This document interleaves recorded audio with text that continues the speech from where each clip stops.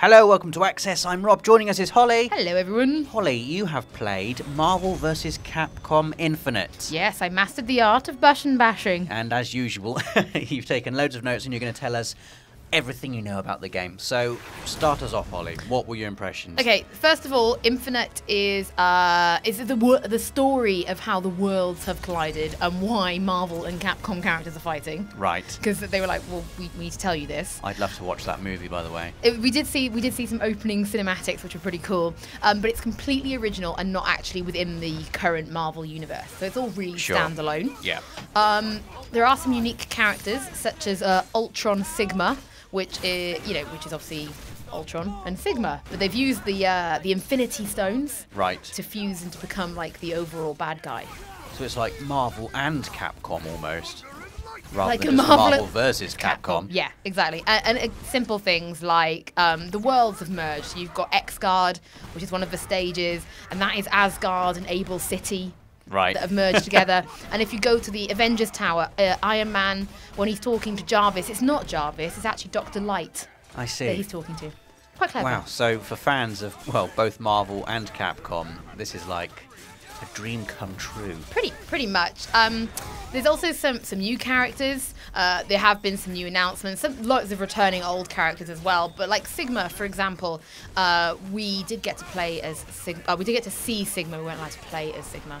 But he, for example, is the first of the DLC characters that's coming. Right. But when I did ask about the old characters, they did say all of the returning characters will have new movesets that are related to this particular Infinite universe. I see. So even if you've mastered a character in a previous MVC game, you're not necessarily going to come straight in and be an expert.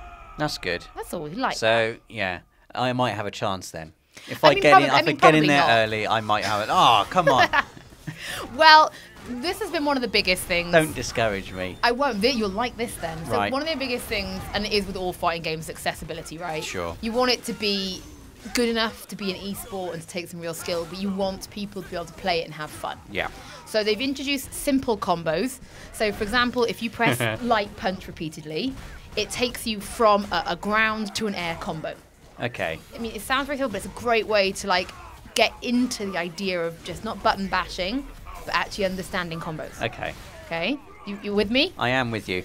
And does that, so if you're like an elite player, can you choose not to use simple combos, or are they just built into the control system? I mean, it's just built in. It's a great way to get somebody, to juggle somebody, to get them up into the air, to continue further combos. But it just means that if you're new, you can have that feeling of, I did a combo. I'm doing something skillful rather than just punch, punch, punch. Exactly. And in fact, they have hyper combos. So now if you do heavy punch and heavy kick together, you'll do like a really cool move, which is called the hyper combo, and it's just there to look badass, to be relatively simple, but it's just meant to be fun for new players. Sure. I mean, I'm going to have fun just seeing Hulk fighting Chris Redfield, to be honest. I mean, that's fun in itself. That's the best thing about it, really. But you've also got universal combos. So, for example, there's one combo that is for every single character. Right. And it just means that, again, if you're new and you're learning combos, you can learn one and you can apply it to all of them. I see. Which is pretty cool. Now, Infinity Stones. Do you watch Marvel films, Rob? I do. Yeah, I'm not like I'm not a massive expert in the lore. But do you know Infinity Stones? Describe Infinity Stones to me. So I don't know Infinity Stones. No. They're more prevalent in things like Guardians of the Galaxy. Yeah. But there are 6 of these stones that control certain elements. For example, time is one of them. Space is another. 3 stones have currently been announced for Marvel vs. Capcom Infinite. However, there will be all 6. Right.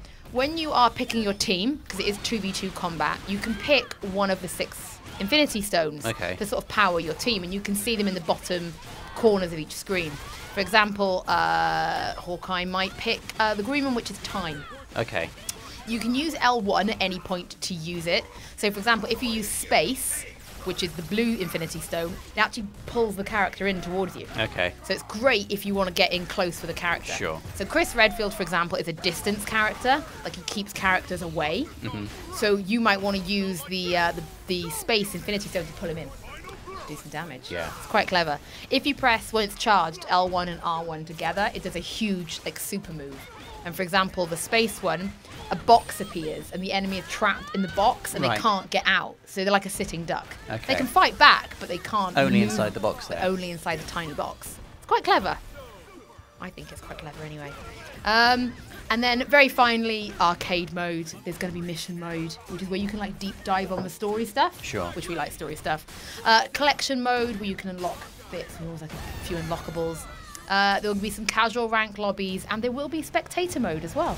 Nice. So if I am rubbish at the game, which is quite likely, I can just go into spectator mode and watch some skilled players acting out a beautiful martial arts ballet before me. You can, but I did play this. I did get hands on, and you know, it's really easy to feel cool and just to like make pretty things happen and just feel like a badass, which is also important. That's good, because you want people who want that kind of just base level, I'm playing Marvel characters versus Capcom characters and it looks amazing kind of thing, and you also want people who are really skilled to be able to master it. We want an e-sport. We want to see people compete. Fantastic. So that is Marvel versus Capcom Infinite. It is. Let us know what you think of the game in the comments, and please do subscribe if you want to see more on Marvel versus Capcom Infinite, because hopefully we'll have more on the game very soon.